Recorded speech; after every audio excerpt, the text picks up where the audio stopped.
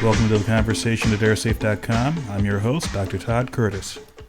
In today's show, we talk about the use of passenger electronic devices and issues that were brought up by, of all things, a bird strike last month.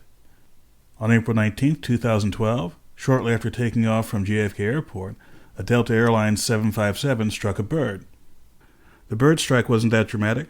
After striking the bird shortly after takeoff, the crew safely returned to JFK. Coincidentally, a passenger, Arthur Grant Cardone, happened to be shooting a video out the window using his iPad when the birds flew by and struck the aircraft. The video was somewhat dramatic and actually quite useful as a tool to understand the dynamics of bird strikes.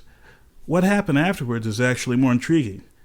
The FAA sent Cardone a letter stating that A, he had violated regulations by using electronic devices below 10,000 feet, and B, the letter would be kept in his record for 2 years and admonished him not to do it again.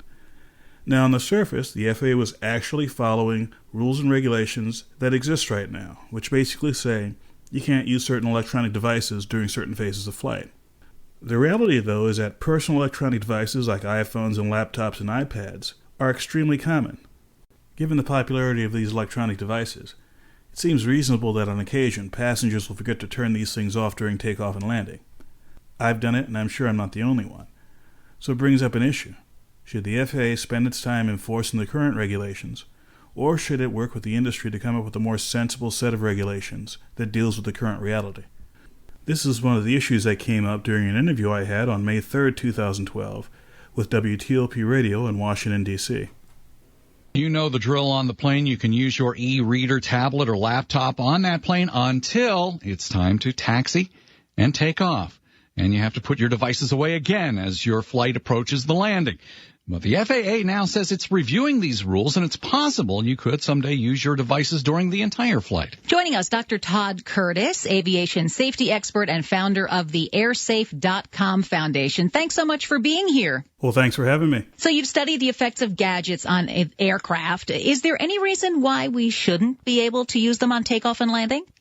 Well, there are many reasons why you shouldn't be allowed to do so. The biggest one being when these aircraft were designed, and frankly, most aircraft that are flying were designed before the era of personal electronic devices like the iPhone and such. When these aircraft were designed, it was assumed that there would not be that kind of electromagnetic pollution going in the cabin. So the design of the electrical systems, control systems, etc., made certain assumptions. Those assumptions are no longer true. Okay, so then you believe then we should be allowed to use gadgets at any point of the flight, right? Well, more specifically, I think we meaning the industry, the government, and passengers, should get real about electronic devices. Right now, on the average flight, I would say that it's a good bet that there's more than one electronic device per passenger per flight.